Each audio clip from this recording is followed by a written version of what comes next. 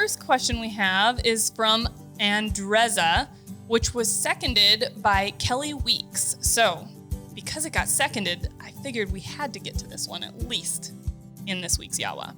Hi guys, we have finally gotten our French pointer and he is a cutie. The problem is we don't have a fenced in backyard. We're looking into invisible wireless fences. Okay. Will this affect his collar training later on when we are ready to start training him for hunting? He is 8 weeks old. Thank you guys. And Kelly had said, Andreza, we have the exact same question. Hopefully they see this. We saw it. So this is a really good question, and definitely utilizing a wireless fence system is a good option, but typically not something that we recommend starting when your puppy's only 8 weeks old. No. I usually like to tell people that I like to have a solid collar conditioning intro to recall or place training prior to introducing the training collar and an electric fence. I think that the dogs end up having a better understanding of the e-collar as well as what the expectation is with the wireless fence if you do it in the reverse order. So they learn how to recall or how to kennel onto a dog bed utilizing an e-collar first.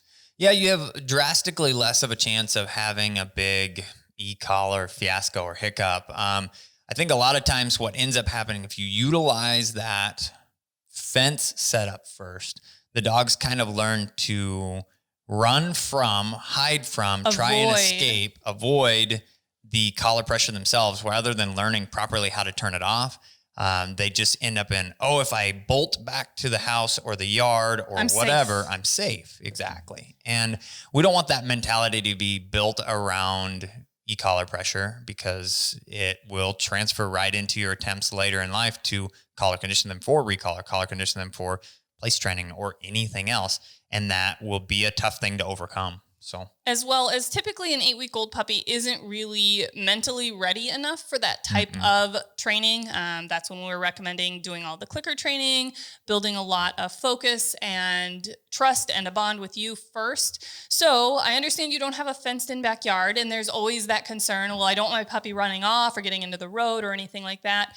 So a good alternative would be you just are always out there with your puppy, have them on a check cord, have them on a long lead so that they can go potty and run around, but aren't able to get away from you necessarily. And then for some off leash time, because I know people that live in town that also have, no fenced yards, their dog's constantly always just on leash and the puppy never learns what life could be like off of a check cord or off of a leash. So making sure once your puppy's fully vaccinated to go head over to dog parks and places that they can be off leash or out on some dog training grounds where they can have off leash training would be very beneficial as well.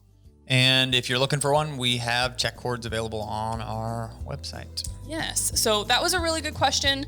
Definitely, if you have more questions, it would be a great place to hit us up on our online dog training community on Patreon, especially with your new little puppy. If you need more help with any of the training sequences coming up, which there will be a lot of them, head over to our Patreon community, patreon.com/Standing Stone Kennels, and we can help you out. Perfect.